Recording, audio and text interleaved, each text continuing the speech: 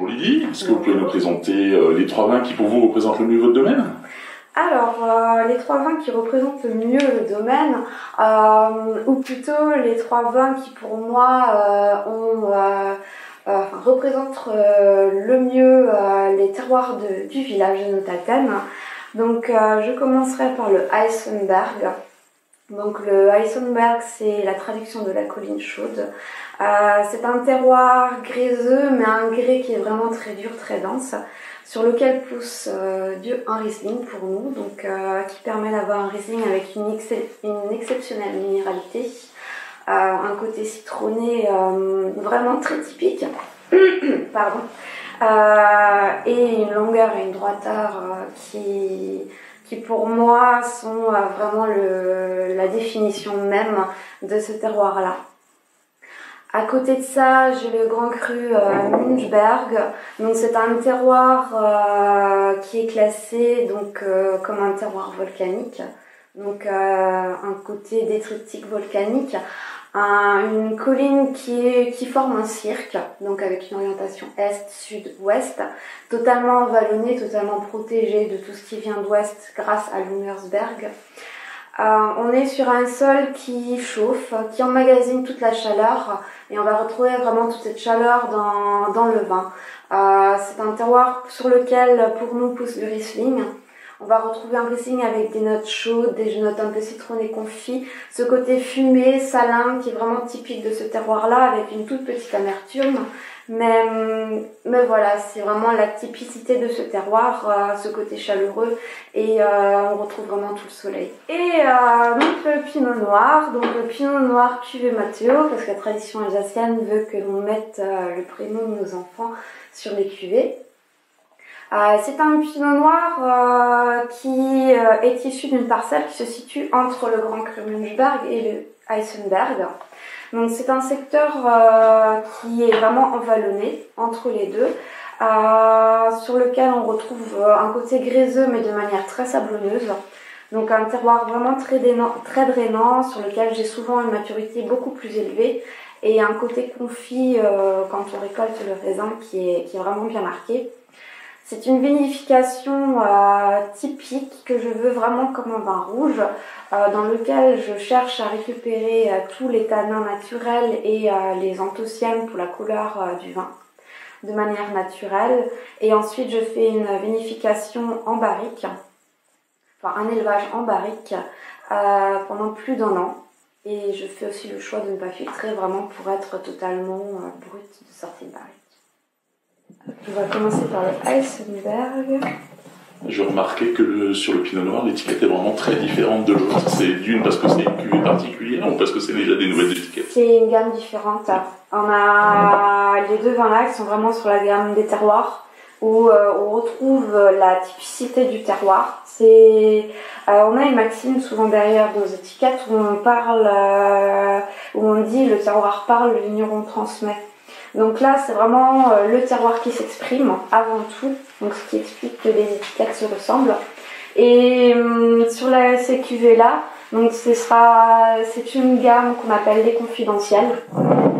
Dans cette gamme-là, on va retrouver tous les vins. On retrouve la pureté du fruit, la pâte du terroir et en même temps la main du vigneron de par la vinification barrique. D'accord.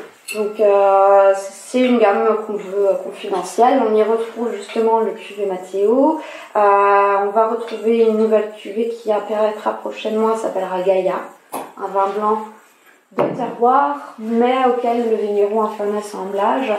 Et les vendanges tardives et sélections de Grenoble, parce que pour une vendange tardive et une sélection de Grenoble, l'essentiel du travail, c'est vraiment le moment de la vendange qui est choisi par le vigneron. Et donc le vigneron inclut aussi un côté qualité. Voilà.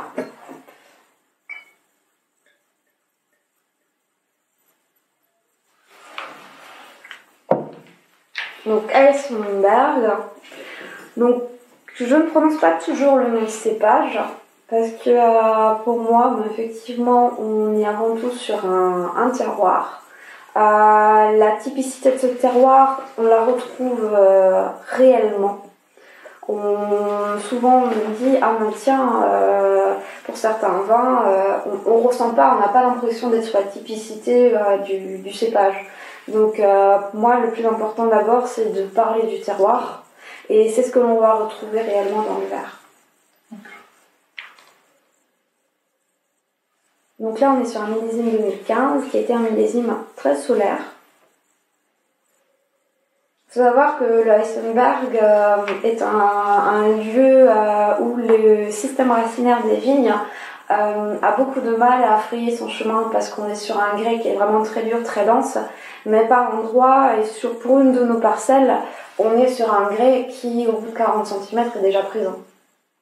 Donc une roche qui est vraiment très présente et qui marque la vigne. On est sur des vignes qui vont faire naturellement des petits raisins très concentrés en minéralité.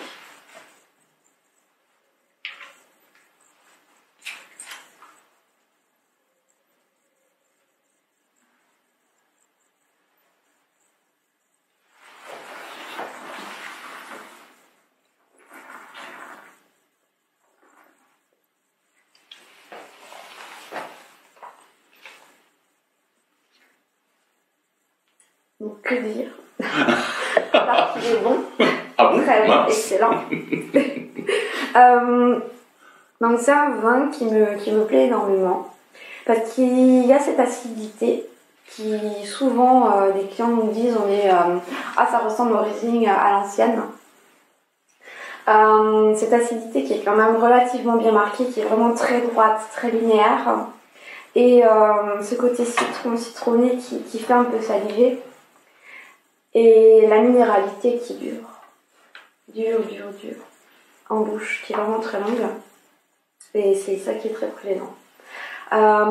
Ensuite de ça, ce qui est rigolo avec ce vin, avec ce terroir-là, c'est que pour le vinifier, c'est des arômes qu'on retrouve déjà dans le jus de raisin. On retrouve déjà cette minéralité dans le jus de raisin. L'acidité est vraiment encore plus marquée. Et c'est un vin, quand il vieillit, l'acidité va un peu s'estomper, mais va arriver sur des notes un peu pétrolées. Et je trouve ça très très très intéressant. Et c'est un vin pour moi qui peut vieillir pendant plus de 10 ans, parce qu'il y a vraiment le potentiel. Ce que j'allais dire, il est quand même très jeune, quoi. On est sur un millésime 2015, donc on est en 2019, il a 4 ans. Mais effectivement, on est sur quelque chose de très jeune. Et pour avoir goûté des Isenberg beaucoup plus anciens, ils se suivent tous. Et pour le plus ancien que j'ai pu goûter, c'est 2012. C'est pas très, très, très ancien non plus. Mais il y a ce côté pétrolé qui est rigolo, qui arrive et qui bonifie encore le vin, et cette acidité qui parfois peut être un peu gênante, mais qui est toujours présente à ce moment-là et qui commence à s'adoucir. C'est un peu comme si on était sur un vin où on passe de l'adolescence au jeune, qui est très turbulent, très vif, très incisif dans ce qu'il peut dire, à quelqu'un qui est un peu plus mûr, plus posé. Donc voilà. Après, notre Altem est traversé par 3 failles géologiques. Et c'est ça qui est impressionnant à notre Altem, c'est que en bas du Isenberg, on a une faille géologique. Et ça, j'ai trouvé mes informations sur internet, je suis allée regarder, je me suis intéressée à toute la géologie. Et donc, en bas du Isenberg, on a une faille géologique. Et on a le grès donc sur l'Isenberg, et ce qui remonte de l'autre côté commence à libérer du granit pour arriver vers le Winzenberg qui est en granit. Et entre l'Isenberg et le Mühlberg, donc dans cette plaine que l'on a gréseux-sablonneuse, là il y a également une faille. Et c'est aussi ce qui montre aussi pourquoi on arrive sur un terroir volcanique, sachant que de volcans, il y a le Kaiserstuhl, mais après on a quelques volcans en Alsace, mais qui sont plus éloignés du côté du Tenchal, Tannentirch, mais ça fait un peu loin pour retrouver du volcanisme ici. Ici dans le secteur, il n'y en a pas réellement, ils ne savent pas réellement d'où ça sort. Enfin, j'ai pas réussi à trouver les informations pour savoir d'où ça provient. Donc voilà, il y a une faille. Et dans le village, il y a une faille qui passe aussi. Comme quoi? Comme quoi? en cherchant comme ça sur internet, en fait, quand t'as cherché, t'as trouvé ça? J'ai cherché, je me suis intéressée parce que je me suis posé des questions de pourquoi à Notaltem, sur le terroir de Notaltem, on peut retrouver, donc entre Notaltem et Vinschuler, on a du granit. Notaltem, Weissenberg, on est sur du grès. Ensuite, on arrive sur du volcanique.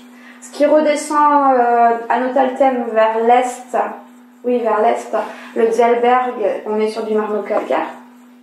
Le Fronols, on est sur la partie basse, sur de l'argilo-calcaire et des leusses. Donc, moi, à un moment donné, au début, quand j'ai commencé ici, j'ai voulu un peu comprendre cette typologie, cette typicité. Et puis, comme moi, j'adore un peu cette minéralité et tout ça, moi, j'ai aussi cherché à comprendre l'effet de cette minéralité sur les vignes, pour aussi comprendre un peu mieux ma vigne. Et puis, ce qu'on retrouve dans le jus, parce que d'une parcelle à l'autre, il y a des parcelles qui vont être explosives aromatiquement, et d'autres parcelles qui vont être aromatiquement un peu plus discrètes. Qui mettront plus de temps. C'est pas plus de temps, mais elles seront toujours plus discrètes en arôme. D'accord. Quand on compare après sur les historiques de plantation, qu'on se rend compte que finalement on est sur le même cépage et qu'on est sur le même porte-greffe, on peut squeezer un peu ces effets. Donc là, c'est l'exposition et c'est le sol qui a quand même une marque très importante. Et donc finalement, le terme de mosaïque pour les vins d'Alsace, ça se voit pleinement ici, quoi, finalement. Parce que sur un rayon de 5 km, t'as... Ouais. Après, on a aussi des parcelles à Andlo et Reichsfeld. Et là, Reichsfeld, ils ont il n'y a pas très longtemps fait des découvertes sur le grès, où on est plutôt sur un grès préhistorique, sur ce qu'on m'a relaté. Encore des informations à confirmer. Et ensuite, on a ce côté schiste. Et j'ai une parcelle à Andlo où j'ai deux types de schiste. C'est une pente de 40%, c'est le Chloréberg. J'ai sur le bas de la parcelle un schiste bleu de la vallée de Villers, et sur le haut de la parcelle j'ai un schiste qui est beaucoup plus clair, qui est apparemment un schiste précambien. Donc de l'ère préhistorique. Donc c'est toute une typologie, et puis quand on s'y intéresse, finalement, et puis en vinification, on comprend un peu mieux. C'est clair.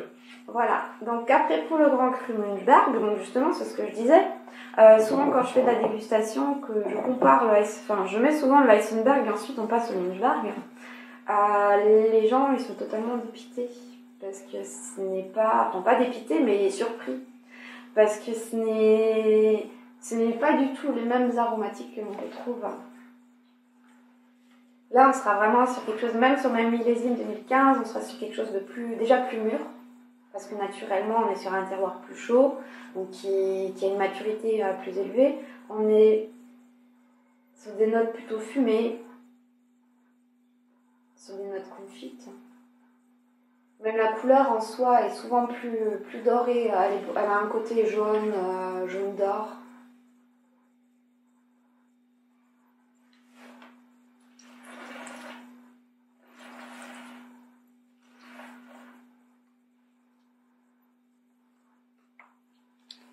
Et ce qui est intéressant, c'est que le premier Weissenberg, on était sur une acidité fine, mais très linéaire.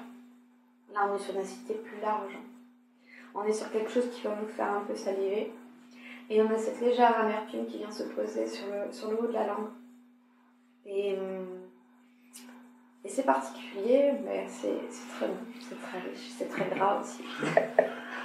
On n'en a pas parlé parce que c'est vrai qu'il est un peu tôt, donc on n'a pas forcément pensé à ça. Mais là, maintenant, les deux vins que tu viens de déguster, tu les accompagneras avec quoi? Alors, on va commencer par le dernier que j'ai dans le verre, le Grand Cru Münchberg. Donc le Grand Cru Münchberg, comme on est sur une surmaturité, sur un vin qui est plutôt gras, moi je l'accompagnerais bien avec un foie gras. Un foie gras, pas un foie gras poêlé, mais un simple foie gras avec un chutney de figue, ou tout simplement un confit d'oignon. Ça ira parfaitement. parce que bon, bah, il y en a un peu marre du foie gras et du gastraminaire, avec un très très bon dressing, et c'est excellent avec un foie gras. Ou sinon, après, on peut aller plutôt sur des poissons plus gras.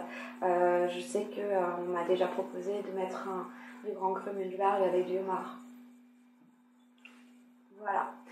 Riesling Eisenberg, donc là on est sur quelque chose de plutôt citronné, on est plutôt sur des poissons à la plancha, un peu comme une dorade grillée à la plancha avec des légumes croquants.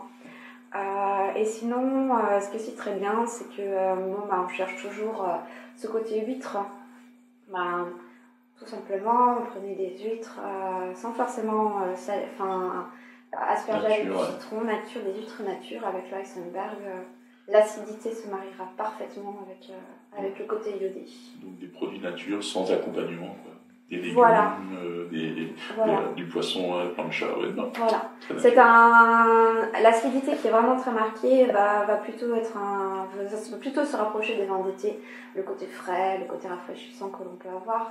Le Grand Cru Münchberg, on se rapproche plus des choses plus gras, des côtés un peu cocooning. Des plats d'hiver. Des plats d'hiver, d'accord.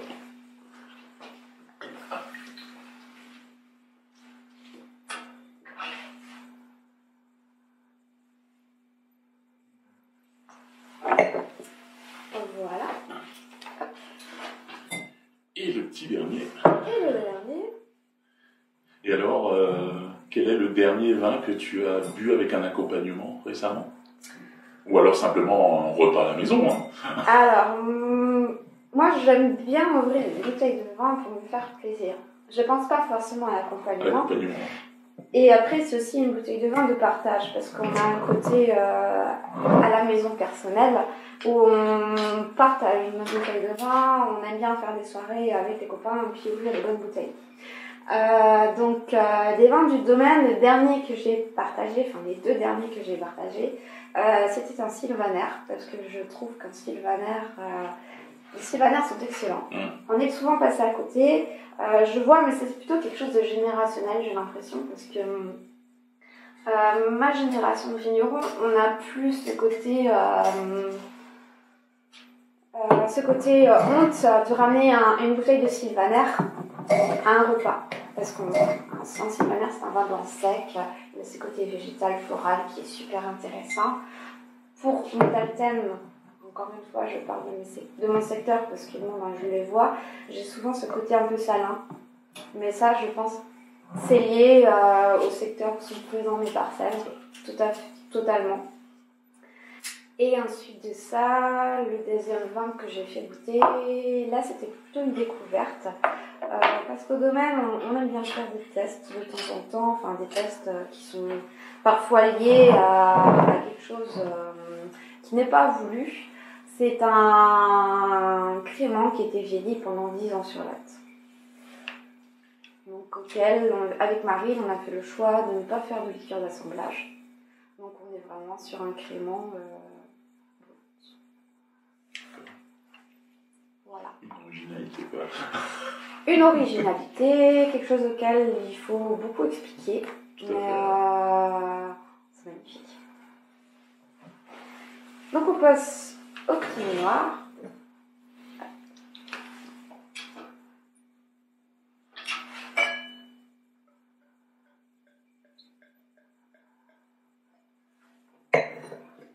Voilà, donc là on change de millésime, on est sur millésime 2016. Donc 2016, ça marque aussi mes premières vinifications avec papa. On est donc, comme j'avais dit, sur une sélection de parcelles. Moi j'aime bien tous les vins rouges, hein, et j'ai toujours trouvé ça dommage qu'en Alsace on est sur des rouges légers. Et le pinot noir en Bourgogne est magnifique, j'ai jamais compris pourquoi en Alsace on n'y arrivait pas. Donc je me suis donné pour objectif d'y arriver. J'ai essayé, ça a l'air de marcher. Je spécialise encore, parce qu'il y a encore, entre les millésimes, ça se ressemble pas, il y a toujours... Il faut affiner, quoi. Voilà, il faut affiner sa recette, et puis il faut prendre vraiment le coup de main total.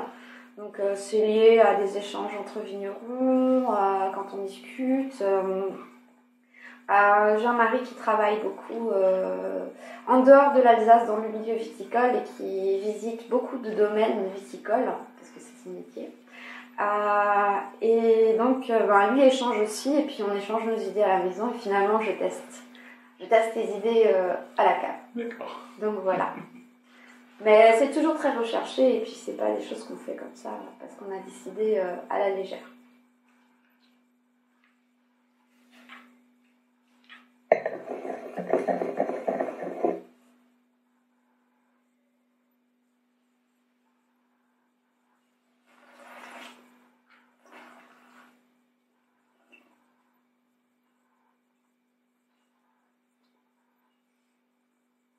Donc, ce que j'aime bien, c'est qu'on a réussi à garder ce côté fruité. On est sur un élevage en barrique, mais on n'est pas du tout sur de la barrique neuve. On est sur de la barrique qui a fait déjà plusieurs vins. Donc on est on n'est pas sur ce côté bois neuf très âpre, on est plutôt sur du bois plutôt ancien. On retrouve cette asséchance liée au tanin, un peu au bois, mais on garde ce côté fruité et cette fraîcheur. Et voilà ce qu'on apprécie. Ensuite, moi je suis assez gourmande et j'adore le chocolat noir. Voilà. Donc pour moi c'est le combo parfait, un verre de vin rouge, chocolat. Et là on part sur quel pourcentage de chocolat? Parce que j'imagine que suivant la... Alors oui, effectivement, quel pourcentage de chocolat? Ce serait plutôt des chocolats noirs de l'Équateur avec entre 85 et 90% de cacao. Pour avoir du répondant vis-à-vis du... Voilà, c'est ça. Pour avoir l'équilibre, effectivement. Chocolat blanc, chocolat au lait, on oublie, on va passer sur le côté gras, on passera totalement à côté. Mais effectivement, sur un vrai pur chocolat noir, ou sinon, tout simplement, avec les grillades en été, le mettre un peu au frais, tout petit peu, parce que bon, à 15 degrés, c'est pas toujours agréable, mais au moins avoir le vin à 12 degrés, c'est parfait. Et en plus, des grillades, c'est souvent en extérieur, la bouteille chauffe plus vite. Mais il faut penser quand même à la poche de froid. C'est pas parce qu'on est sur un vin rouge que la poche de froid va totalement l'abîmer. Un Bourgogne et un Bordeaux, c'est pareil, quand on est dehors à l'extérieur. Le mettre légèrement frais, ça permet quand même de garder une température constante sur le vin et ça ne l'abîme pas plus que ça. Faut pas descendre à 8 degrés, ça c'est sûr et certain. Mais entre 12 et 15 degrés, c'est parfait. En tout cas, merci pour cette belle découverte. Voilà. Merci.